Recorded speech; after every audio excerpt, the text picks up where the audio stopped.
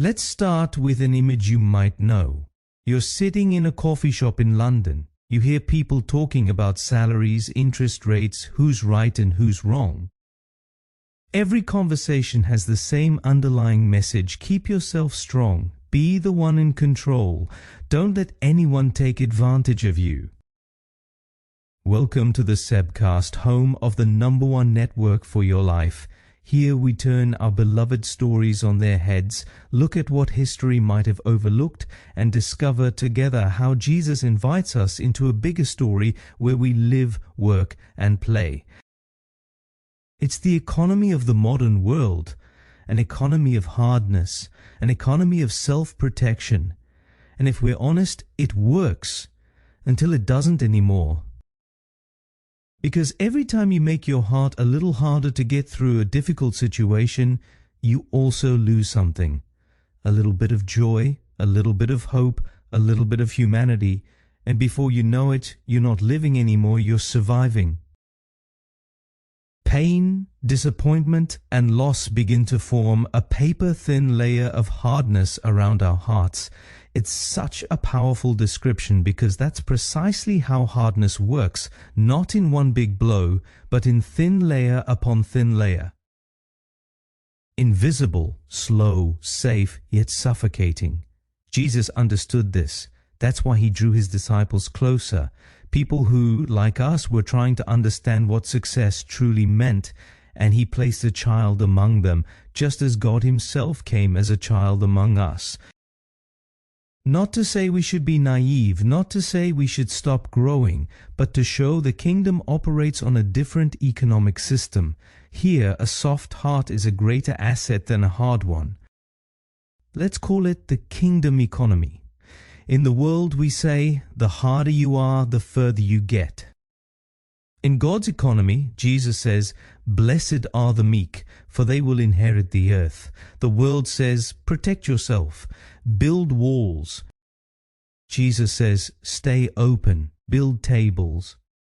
The world says, "Get the last word." Jesus says, "Get a new heart." This is not poetic language, it is theology, because God's economy is always transformation from the inside out.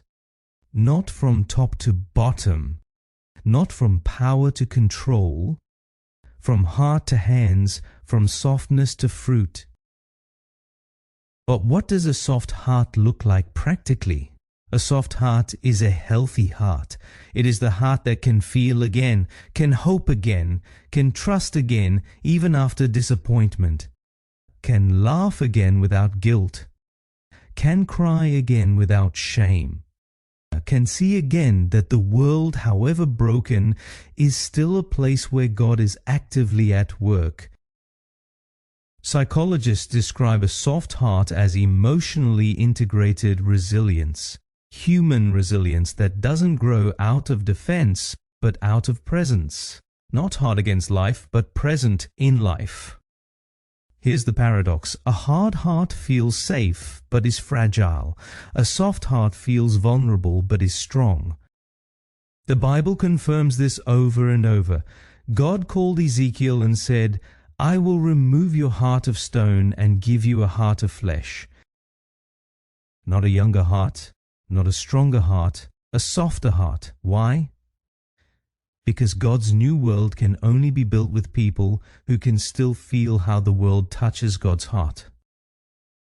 David wept, Mary sang. Jesus is described as someone who feels compassion. God doesn't build his kingdom through hard people, he builds it through whole people. So what does this mean for you here in the #1 network for your life? It means that your most excellent spiritual work is not to be more right, but to be more open. It means that your testimony is not your perfection, but your softness. It means that every time you approach the world with softer eyes, your children, your marriage, your colleagues, your pain, you become a window into the kingdom. It means that softness is not weakness. Softness is how the kingdom does its work. Here is your practical invitation. Sit still for 5 minutes and ask yourself, Where has my heart become harder this year?